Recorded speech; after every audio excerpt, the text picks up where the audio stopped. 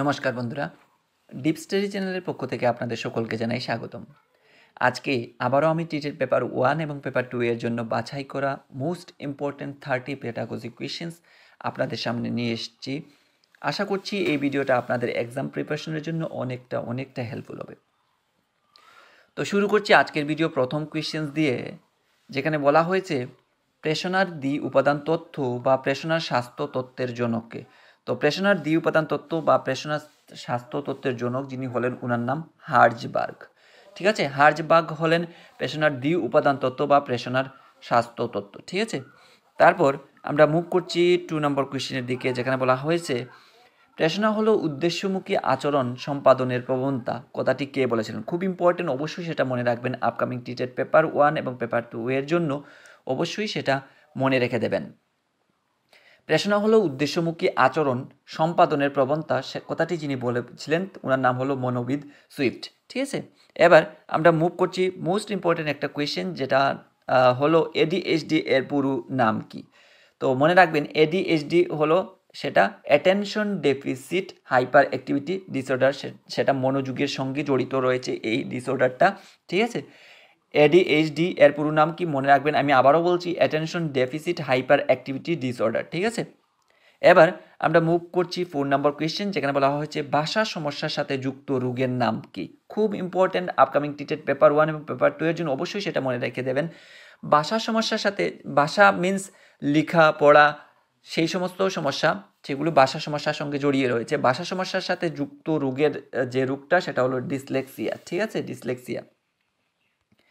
তারপর আমরা মুভ করছি 5 নম্বর কোয়েশ্চেন, যেখানে বলা হয়েছে কোন তথ্যটি যৌন বিষয়ক তত্ত্বের সঙ্গে যুক্ত? তো কোন তথ্যটি যৌন বিষয়ক তত্ত্বের সঙ্গে যুক্ত সেটা হলো ফ্রয়েড এর তত্ত্ব কিন্তু যৌন বিষয়ক তত্ত্বের সঙ্গে জড়িয়ে রয়েছে। তারপর 6 নম্বর কোয়েশ্চেন, এই কোয়েশ্চেনটা আমি দিয়েছি 2022-তে, যে কোয়েশ্চেনটা এসেছিল একবার আপনারা দেখে নেবেন, সেই কোয়েশ্চেনকে মাথায় রেখেই আমি তুলে ধরলাম। স্কিনার হলেন একজন কি? স্কিনার কি? একজন মনোবিদ। ঠিক আছে, স্কিনার হলেন একজন মনোবিদ। তারপর 7 নম্বর কোয়েশ্চেন, মোস্ট ইম্পর্টেন্ট একটা কোয়েশ্চেন, যেখানে বলা হয়েছে ডেমোক্রেসি অ্যান্ড এডুকেশন গ্রন্থটি কার লেখা? ডেমোক্রেসি অ্যান্ড এডুকেশন গ্রন্থটি যার লেখা ওনার নাম হলো জন ডিউই। ঠিক আছে, জন ডিউই কিন্তু ডেমোক্রেসি অ্যান্ড এডুকেশন গ্রন্থটা লিখেছিলেন। 8 নম্বর কোয়েশ্চেন, যেখানে বলা হলো জীবন হলো কর্মতৎপরতার ফল আর শিক্ষা হলো ওইসব কর্মতৎপরতার আশীর্বাদ স্বরূপ। ঠিক আছে, তো জীবনটা কি আমরা সাধারণত জানি কর্মতৎপরতার মধ্যে দিয়ে অবিরাম বিচর করে, আর শিক্ষা ওইসব কর্মতৎপরতার কি ফলস্বরূপ আমরা যেগুলো গেইন করতে সক্ষম হই সেগুলো আশীর্বাদের সঙ্গে তুলনা করা হয়েছে। তো এমনটা বলেছিলেন কে? এমনটা বলেছিলেন কিন্তু জন ডিউই। ঠিক আছে, এবার আমরা মুভ করছি 9 নম্বর কোয়েশ্চেন, যেখান থেকে প্রায়শই কোয়েশ্চেন এক্সামে আসে এবং প্রত্যেকটা টিটেড পেপার এক্সামের কিন্তু বুদ্ধি থেকে অনেকগুলো কোয়েশ্চেন আসে। তো সেই উদ্দেশ্যকে মাথায় রেখেই এই কোয়েশ্চেনগুলো দেওয়া। টার্মেন কতজন ছেলে মেয়েদের উপর বুদ্ধির পরীক্ষা করেন? অবশ্যই সেটা মনে রাখবেন, 1000 জন ছেলে মেয়েকে নিয়ে কিন্তু টার্মেন তার বুদ্ধির পরীক্ষাটা চালিয়েছিলেন। তারপর আমরা মুভ করছি 10 নম্বর কোয়েশ্চেন, যেখানে বলা হয়েছে ইংল্যান্ডের খ্যাতনামা পরিবারের উপর সমীক্ষা করেন কোন বংশধারাবাদী? তো কোন বংশধারাবাদী ইংল্যান্ডের খ্যাতনামা পরিবারের উপর পরীক্ষা করেছিলেন? তো ওনার নাম হচ্ছে গিয়ে গ্যালটন। ঠিক আছে, গ্যালটন কিন্তু এমন একজন বংশধারাবাদী যিনি ইংল্যান্ডের খ্যাতনামা পরিবারের উপর পরীক্ষা করেছিলেন। তারপর 11 নম্বর কোয়েশ্চেন, যেখানে বলা হয়েছে বৈজ্ঞানিক কুলপঞ্জির উপর কে পরীক্ষা করেন? তো বৈজ্ঞানিক কুলপঞ্জির উপর যিনি পরীক্ষা করেছিলেন ওনার নাম হলো ক্যাটেন। ঠিক আছে, এবার আমরা মুভ করছি 12 নম্বর কোয়েশ্চেন, মোস্ট ইম্পর্টেন্ট একটা কোয়েশ্চেন, অবশ্যই এটা আসার অনেকটাই পসিবিলিটি রয়েছে টিটেড পেপার 1 এবং পেপার 2 এর জন্য, অবশ্যই সেটা মনে রাখবেন। কেজি 1, কেজি 2, কেজি 3 এগুলি কোন প্রাথমিক শিক্ষার অন্তর্ভুক্ত? আমরা জানি যে প্রাথমিক শিক্ষাগুলোকে 3টা ধাপে ভাগ করা হয়েছে। ঠিক আছে, তো এখানে প্রেপ 1, প্রেপ 2, প্রেপ 3 এরকম, নার্সারি 1, নার্সারি 2, নার্সারি 3 এরকম করে ভাগ করা রয়েছে। আর বাকি কেজি 1, কেজি 2, কেজি 3 এগুলোকে কিসের কৌটোয় রাখা হয়েছে? এগুলোকে ক্র্যাশের কৌটোয় রাখা হয়েছে। ঠিক আছে, ক্র্যাশ। তো কেজি 1, কেজি 2, কেজি 3 এগুলি কোন প্রাথমিক শিক্ষার অন্তর্ভুক্ত যদি আসে, অবশ্যই সেটা সঠিক আনসার হবে ক্র্যাশ। তারপর আমরা মুভ করছি 13 নম্বর কোয়েশ্চেন, খুব ইম্পর্টেন্ট একটা কোয়েশ্চেন, থর্নডাইক কোন প্রাণীর উপর পরীক্ষা করেন? থর্নডাইক কিন্তু যে প্রাণীর উপর পরীক্ষা করেছিলেন এটার নাম হলো বিড়াল, ঠিক আছে, বিড়ালের উপর তিনি কিন্তু পরীক্ষা করেছিলেন। এরপর আমরা মুভ করছি 14 নম্বর কোয়েশ্চেন, মোস্ট ইম্পর্টেন্ট কোয়েশ্চেন, অবশ্যই সেটা মনে রাখবেন। সামাজিক পরিণমন পরিমাপের জন্য কোন স্কেল ব্যবহার করা হয়? এখনও এই ধরনের কোয়েশ্চেন আসেনি, আসার অনেকটাই পসিবিলিটি রয়েছে, আমি আবারও বলছি সেটা ভালোভাবে মনে রাখবেন। Vineland social maturity scale. Vineland social maturity scale কিন্তু এমন একটা স্কেল যার মাধ্যমে সামাজিক পরিণমন কতটুকু হয়েছে একটা শিশুর মধ্যে সেটা কিন্তু পরিমাপ করা সম্ভব হয়। তারপর 15 নম্বর কোয়েশ্চেন, এটা বোধহয় 2015-এ এই কোয়েশ্চেনটা এসেছিল, 15 কিংবা 16 এরকম, একটু দেখে নেবেন কোয়েশ্চেনগুলো প্রিভিয়াসের। তো এই কোয়েশ্চেনটা একবার এসেছিল, স্পাইরাল অ্যান্ড লিনার শব্দ দুটি কিসের সঙ্গে যুক্ত? তো এটা কিন্তু স্পাইরাল অ্যান্ড লিনার যে শব্দটা সেটা কিন্তু বৃদ্ধি ও বিকাশের সঙ্গে জড়িয়ে রয়েছে, ঠিক আছে। এবার 16 নম্বর কোয়েশ্চেন, যেখানে বলা আছে কোথায় শিশুর বিকাশ প্রথম লক্ষ্য করা যায়? একটা শিশু জন্মগ্রহণ করার ফলস্বরূপ তার মধ্যে যে বিকাশ পরিলক্ষিত হয় সেটা কিন্তু প্রথম লক্ষ্য করা যায় যেটার মধ্যে, সেটা হলো মস্তিষ্ক। শিশুর মস্তিষ্কেই কিন্তু প্রথম লক্ষ্য করা যায়। 17 নম্বর কোয়েশ্চেন, যেখানে বলা হয়েছে কোন ধরনের শিশুদের ক্ষেত্রে বিকাশ ভবিষ্যৎবাণী করতে পারে না? তো বিকাশ ভবিষ্যৎবাণী করতে পারে, কিন্তু বলছে যে কোন ধরনের শিশুদের ক্ষেত্রে করতে পারে না, সেটা হচ্ছে গিয়ে খুব মেধা বা খুব বুকাটে যদি শিশু হয়ে থাকে সেক্ষেত্রে কিন্তু বিকাশ ভবিষ্যৎবাণী করতে অসমর্থ হয়, ঠিক আছে। এবার আমরা মুভ করছি 18 নম্বর কোয়েশ্চেন, যেখানে বলা হচ্ছে কোলবার্গের তত্ত্বের মূল সমালোচনা কি? এটা 2015 টেটের ক্ষেত্রে এই কোয়েশ্চেনটা এসেছিল, খুব ইম্পর্ট্যান্ট, আসার অনেকটাই পসিবিলিটি রয়েছে টেটের ক্ষেত্রে। কোলবার্গের তত্ত্বের মূল সমালোচনা কি? তো কোলবার্গের তত্ত্বের মূল সমালোচনা হলো, কোলবার্গ পুরুষ ও স্ত্রীর মধ্যে মোরাল রিজনিং এর ক্ষেত্রে সংস্কৃতিগত পার্থক্যের উপর জোর দেননি। কি বলেছে? কোলবার্গ পুরুষ ও স্ত্রীর মধ্যে মোরাল রিজনিং এর ক্ষেত্রে সংস্কৃতিগত যে পার্থক্য রয়েছে সেটার উপর তিনি কিন্তু জোর দেননি, ঠিক আছে। এবার 19 নম্বর কোয়েশ্চেন, এই কোয়েশ্চেনটাও 2015 টেটের ক্ষেত্রে সি টেটের ক্ষেত্রে এসেছিল, অবশ্যই মনে রাখবেন সি টেটে এই কোয়েশ্চেনটা এসেছিল। গার্ডেনারের বুদ্ধির বহুমাত্রিক তত্ত্বের আত্মসচেতন হবার পিছনে যে কারণটি সর্বাপেক্ষা দায়ী তা হলো।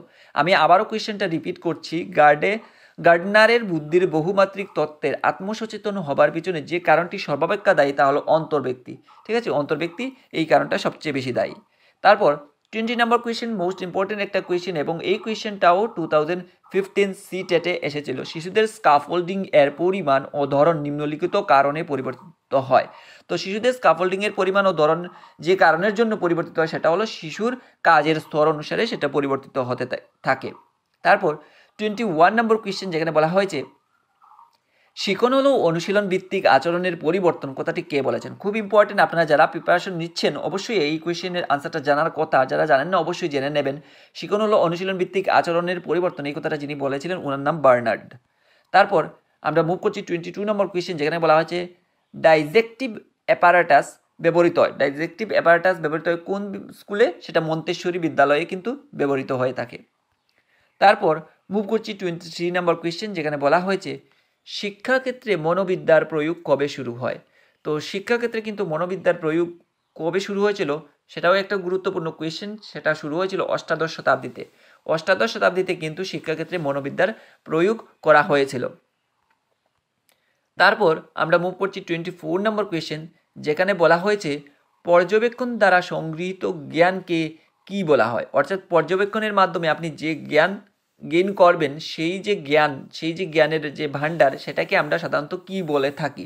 তো এটাও কিন্তু মোস্ট ইম্পর্ট্যান্ট একটা কোয়েশ্চেন এবং আসার অনেকটাই পসিবিলিটি রয়েছে, অবশ্যই সেটা মেমোরিতে রাখবেন।